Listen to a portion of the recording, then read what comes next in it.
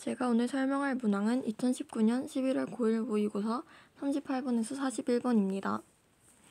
먼저 38번은 문장 삽입 문제로 영화나 무대에서 관객의 집중을 얻는 방법에 대한 글입니다. 문장 삽입 문제에서는 연결사나 대명사를 주의해야 하고 문맥을 파악하는 것이 중요합니다. 지문을 보면 무대 감독이 관객의 관심을 얻어서 특정한 곳으로 향하게 해야 한다고 말합니다. 초반부에서 영화에서 관객의 집중을 얻기 쉽다는 내용이 나옵니다. 그런데 3 앞에서는 영화와 달리 무대에서는 관객의 집중을 얻기 더 어렵다고 했고 뒤에서 이것은 조명, 의상, 배경 등을 통해 이루어질 수 있다는 내용이 나옵니다.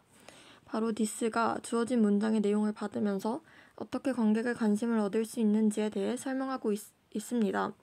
따라서 주어진 문장은 3번에 들어가는 것이 맞습니다. 39번 문제 또한 문장 삽입 문제로 연결사와 대명사를 주의하고 문맥을 파악하는 것이 중요합니다.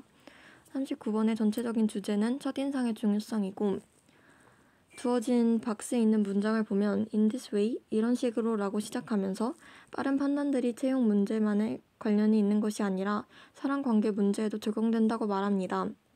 따라서 앞에는 채용 과정에서 이력서 외에도 외모와 소개가 빠른 판단을 하게 할 수 있다는 내용이 나오고 뒤에는 데이트에서도 미묘한 것들이 빠른 판단을 하게 할 수 있다는 내용이 나오는 것이 자연스럽습니다. 따라서 주어진 문장에 들어가야 할 곳은 5번입니다. 40번 문제는 요약문 문제로 사람들의 인식에 대해 영향을 미치는 상대적인 가치에 대한 내용입니다. 첫 문장을 보면 상품의 똑같은 할인액에 대한 인식은 그것의 최초 가격과의 관계에 달려있다 라고 해석할 수 있습니다. 이 문장이 이 글의 핵심 문장입니다.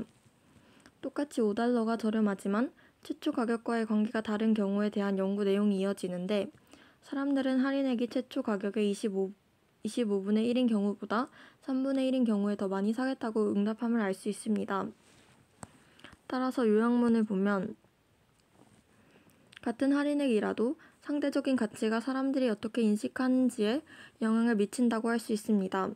이때 absolute는 절대적인이고 identical은 동일한, relative는 상대적인이고 modify는 수정하다, express는 표현하다, produce는 생산하다, perceive는 인식하다, advertise는 광고하다이므로 답은 상대적인 인식하다의 4번이 됩니다.